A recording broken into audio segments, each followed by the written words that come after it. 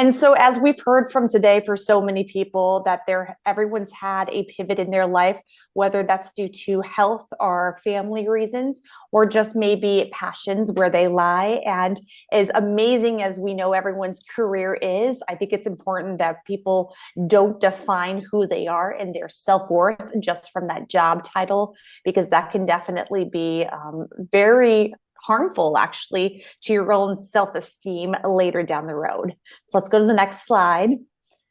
And although I've introduced myself, we'll do one more slide from here. I'm going to kind of notice how I wrote this one. At least I said that I'm a journalist at heart and that I'm driven by curiosity and truth. Like I said, I love to travel and meet new people and learn their stories. Outside of that, I'm a sailor, I'm a yogi, I'm a wife, I'm hopefully soon to be an IVF mom. And, with my degrees, those are great too, but I don't actually say in that introduction what my title is, and there's a reason for that. So let's go to the next slide, please. It's because when we hear the question specifically, tell me about yourself, in a job interview, that's amazing. That's an opportunity for you to sit there and brag about all of your career wins and your career successes. But people say that all the time outside of the job world too, when you're at a fun cocktail hour or perhaps catching a play downtown at DeVos Place. What do? Tell me about yourself. And most people have fallen into the trap of leading with their job title specifically. And that job title tends to be connected to people's self-worth. As we know, self-worth is defined as the sense of one's own value as a human being, or their self-esteem. And we get a lot of that self-worth from external validations. People saying, wow, that's amazing that you head up, let's say, Cherry Health or Mercy Health, or that's amazing that you work for Kellogg, and things of that nature are awesome. And you get a lot of accolades with that, but sometimes those accolades can come at a detriment. So we're going to go to the next slide just to talk about that a bit. Next slide. So we talk about the job trap. This is that job trap that we have been kind of noting on, or that I'm noting on, that as much as we love that title and what, we are called to and how we define ourselves within the professional career, we might put too much value in that and too much of how that sole thing can define us. And what happens if life experiences and life situations change, and all of a sudden what you valued most about yourself has been taken away from you. Also to mention that job titles don't necessarily always equate to job experience, as we know in any career, as well as just your actual worth within your own company. I know plenty of people who are mid-level managers that I would consider more leaders than that of those from the very top. So a title does not necessarily equate from the actual leadership perspective.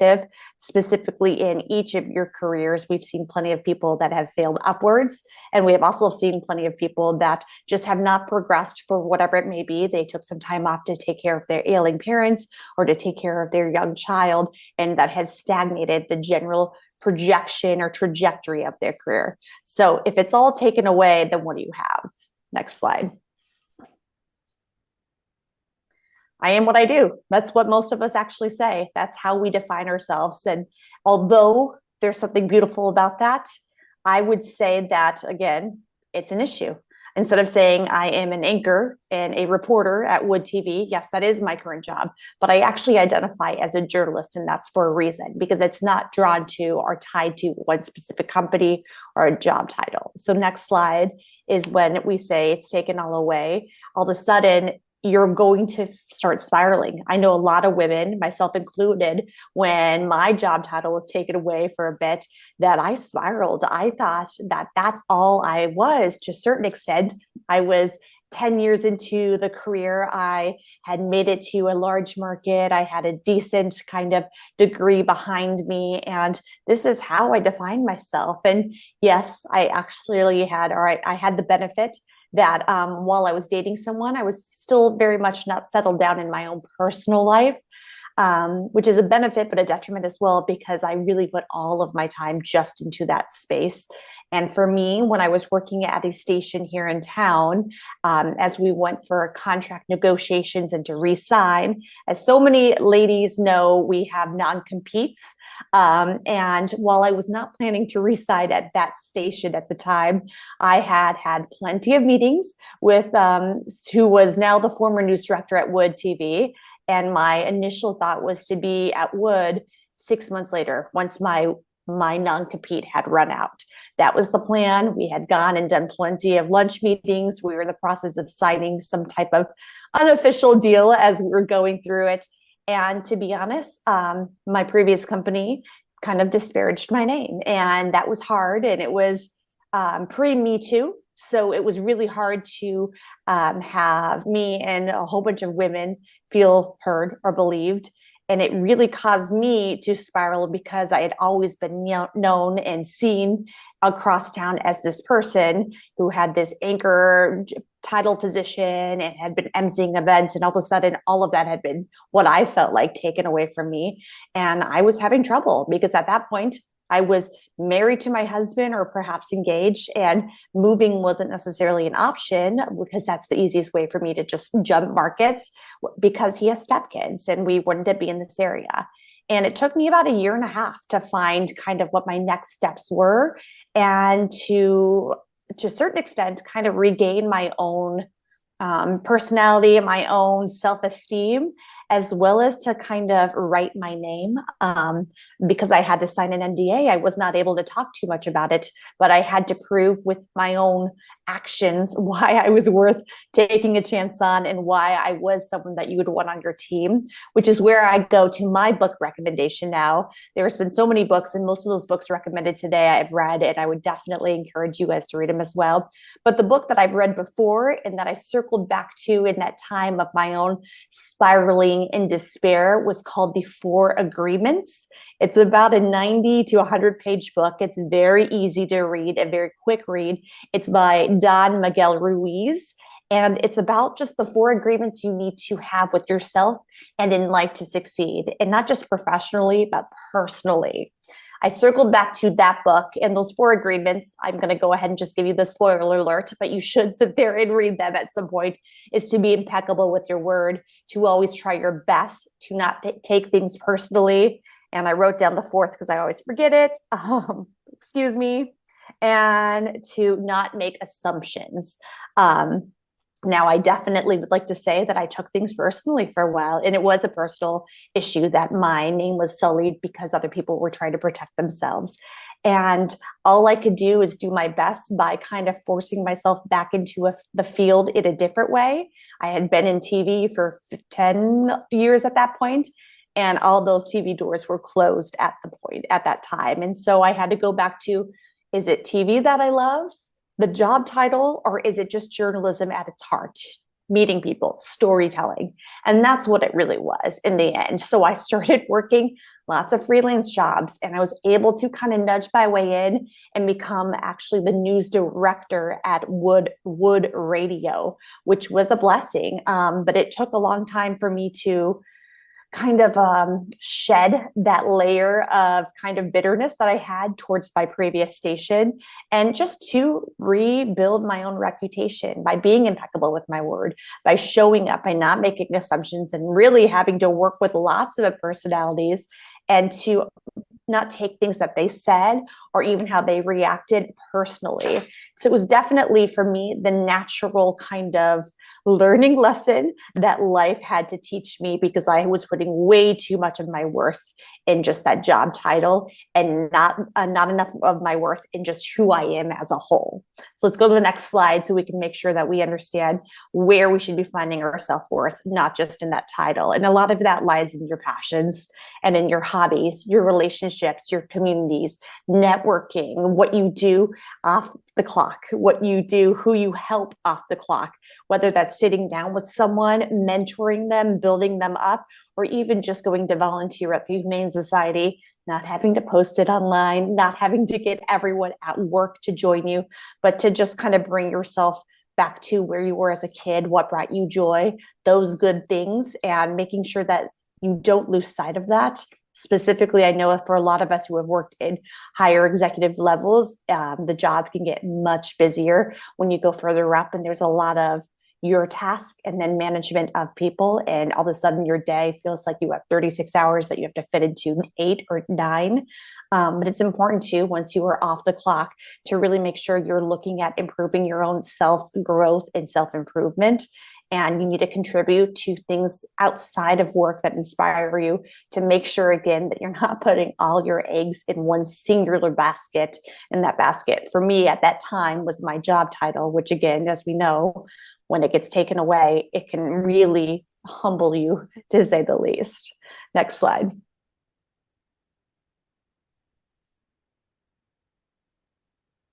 Next slide, please.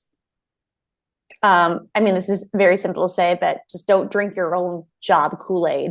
There are plenty of people, and this goes back to some of the questions that I saw earlier today when we were talking about the jerks in the office. There are plenty of people who have lots of thoughts on you, good or bad. Believe none of it. Even the good stuff, you don't want to drink too much of that Kool-Aid, because that can be at your detriment. That you can start leading with ego and working with ego and managing with ego versus kind of that heart of what you're trying to do and your passion behind it. And the flip side is for those who are jerks. I mean, I'm sure we have all encountered those jerks in the worlds that we work in. Unfortunately, I get some of those emails more often than not, because in addition to just having to deal with unique personalities in any type of newsroom or office space, we have a lot of conservative West Michigan viewers who have lots of opinions on how I dress or even how I present myself. And that goes back to the book I had recommended, that one of those agreements is to not take things personally. And it's easier said than done. But if you can practice almost even just saying that out loud at any given time, you can slowly build up almost a muscle in your head to let it all roll off your back, the good and bad, because the people that you actually want to take criticism, or even celebrations from are the people in your arena with you, whether that's your family members or those who are actually doing the work with you. Everyone else, respectfully, they don't know the whole picture. And so they're not going to be able to healthily and wholeheartedly see what's going on. Next slide. So I kind of flew through this quickly because I also want to kind of give some good little tips, as from a communications perspective, we go into how people can grow their own job or their career. I just want you to take some moments today to reflect on how you would view yourself and describe yourself, and how you would answer that question. Tell me about yourself in the future, to make sure that if you lead with your job title, there's nothing wrong with that, but make sure you're not putting all of your worth in that title. Now, I do know that while I'm here, I happen to have more of a background, obviously, in communications. And I think a lot of people forget, whether it's building a business, working in a major business, or just working in everyday jobs so you can one day travel the world. I think people sometimes forget that communications is really the key or the heart of any successful job, career, business. It's just being transparent, being honest, being open, and being aware that every word that you say that comes out of your mouth or that's written in an email does matter. So you want to be cognizant that brevity is key. Sometimes people only give you 3 minutes of their time. So you want to be very aware that your pitch is clean and tight. And most importantly, we teach this in news, but this gets applied across the board. It's personal. From a news perspective, we always talk about how there has to be a news hook. So whatever the kind of most relevant part of the story will say, for example, the FDA coming out with a new drug that has to do with weight loss. That's amazing. That drug just got approved. It's amazing. But if that was your pitch in an elevator to a corporate person, that doesn't really give us too much of the actual impact. So while we have the hook, for any successful business or person to really sell it, you have to have the face or the heart of that story. So yes, this drug is amazing. And let me show you how. Because Sally Sue took this drug, and after 3 years of being bedridden because of just weight that she could not get off, and it wasn't successful. She's now walking. She's now talking. Sally Sue is the embodiment of the success of that drug, for example. And I'm not even pushing Wegovy or Manjaro. I don't know why that's my example, but I'm saying that this is just a general thing, that as you're building your own career, you have to remember that your own personal experience does matter. And if you can personalize your pitches so people can see the human aspect and benefit of whatever it may be, a new product, a new service, a new way to run, let's say, some data, it will definitely be more successful. And people remember the person more than just the statement itself. So that is all I wanted to say today. I hope everyone is successful with their next steps, and just making sure that they don't lose sight of who they are just as they are climbing the ladder, because that's when things can be at a detriment too. And then sometimes it's fine though. You will be humbled or have to take a step back or a major pay cut to refocus and center in on your passion.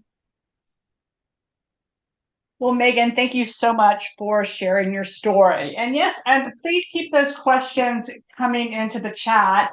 And Meghan, even though I didn't get to tell you, I have a big background in media. I was in media for over 20 years. In fact, I think Tara and I might have worked in the same market for a minute. Okay.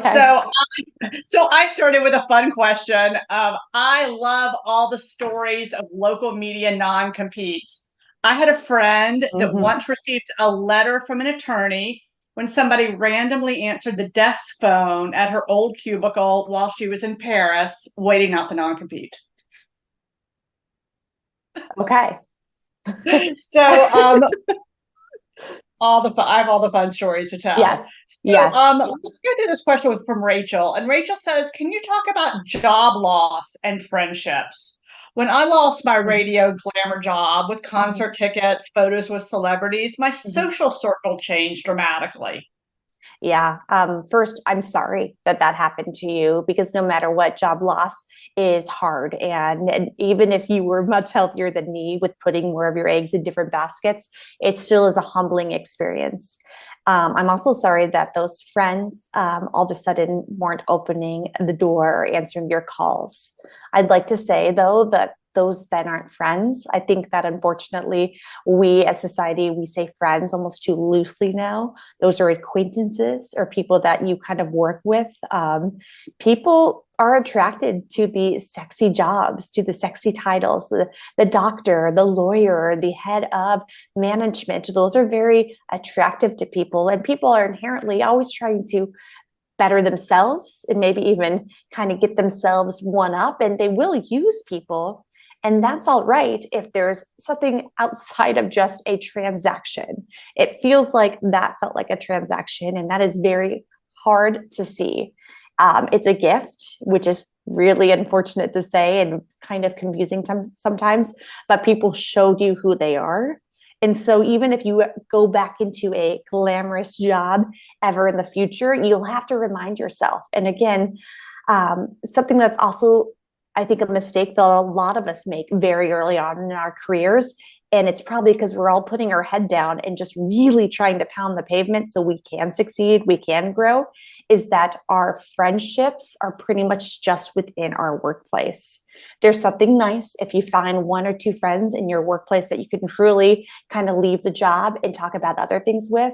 But in the end, if you have all of your friends in that basket and then that basket's taken away from you, those friends are taken with you. So again, that goes back to diversifying your own life and making sure that that job didn't just define you, or that workplace, or that those perks that came along with it. Well, thank you for that. Well, one last comment from Molly, and then we'll ask you for some final thoughts as we wrap for the day. Molly says, I love what you said about volunteering or something, doing it for yourself and not to share it with others, like we did when we were kids.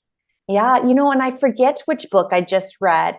I want to say it might have been a conversation with Esther Perel that talked about the importance of play, which I believe is kind of hearkening back to when we were children. And play is important. And play, when you're a little girl or a little boy or a little whomever you are, if you kind of sit there and you take a look at and reflect on what you used to love to do, dance, paint watercolors, pet dogs, whatever it may be.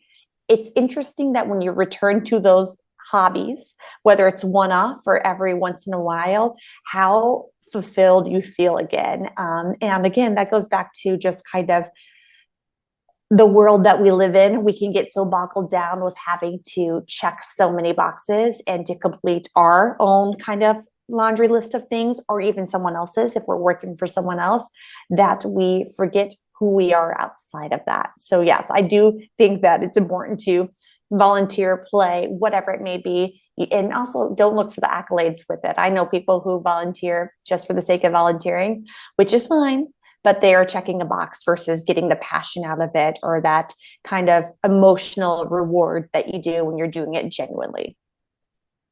Well, thank you so much. Well, this has been a fantastic day and a great way to end our afternoon. So as we wrap for the afternoon, any final words of wisdom for our viewers today? Honestly, for me, I would just say, listen to all these amazing women today, and hear the good and the bad. Everyone's shared their own personal struggles that have happened too. And know that when you're in the thick of it, those struggles, you're not alone. And that's when friendships, mentorships, or sponsorships are important, because that's when you can go and confide in someone and make sure that you get out of that rut as quickly as you can. Well, thank you so much for your time this afternoon. My pleasure. Well, thank you to all of our speakers today, both our panel members and our keynote speakers. And thank you to all of our viewers as well. Without all of you, these events would not happen. So until next time, this is Ginger Whatley signing off. Have a fantastic afternoon, everyone.